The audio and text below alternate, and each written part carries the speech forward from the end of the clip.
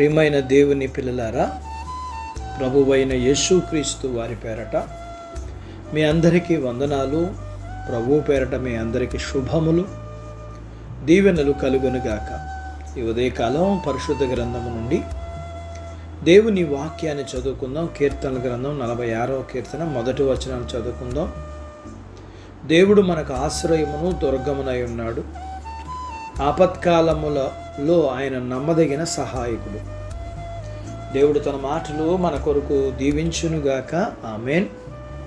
ప్రియమైన దేవుని పిల్లలారా, మనం ఆపదలో ఉన్న సమయంలో సహాయం రాకుండా అంతా అయిపోయాక వస్తే దానివల్ల ఏమీ లాభం లేదు.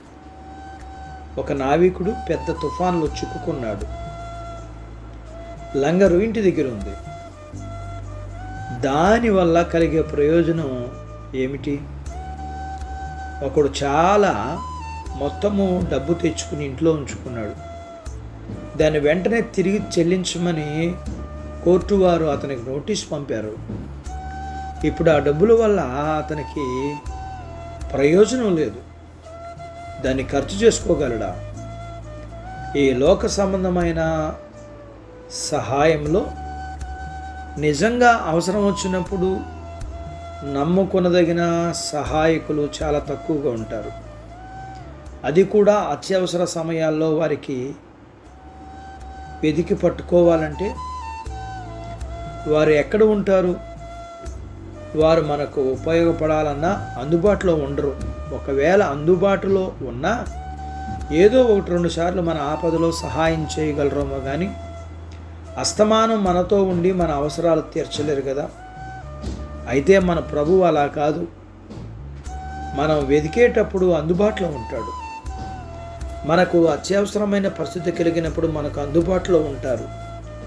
ఆయన సహాయం పొందిన తర్వాత కూడా మనకు అందుబాటులో ఉంటాడు. ఆయన నమ్మకొనదగిన సహాయకుడు.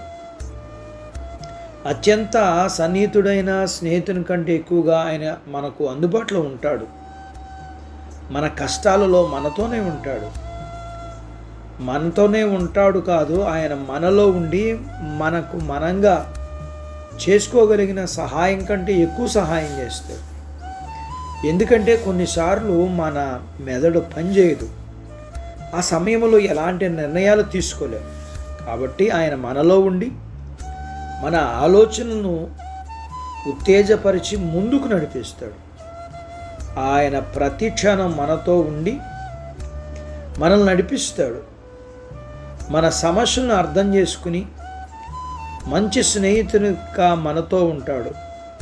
అన్ని విధాలా సహాయం చేయడానికి ఆయన మనలోనే ఉండి మనకి ఎంతగానో అందుబాటులో ఉంటాడు. ఆయన విశ్రాంతిలో ఉందాం. ఆయన మన ఆశ్రయం. ఆయనలో మనం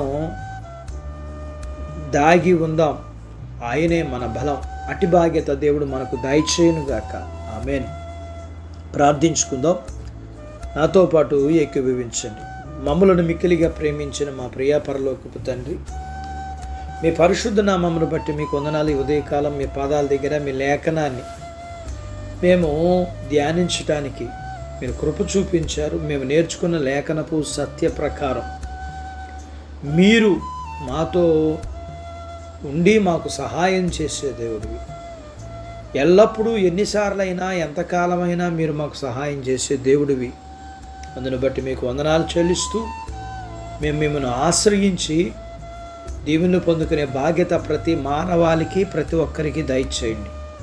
మీ పిల్లలను దీవించండి. చిన్న బిడ్డలను, యవనస్తులను, వృద్ధులను, స్త్రీలను, పురుషులను దీవించండి. వారి చదువులు, ఆరోగ్యాలు, ఉద్యోగ ప్రయత్నాల్లో విజయాలు, ఉద్యోగాల్లో ప్రమోషన్స్, చేతి పనులు, వ్యాపారాలు, పొలాలు, పశువులను దీవించండి.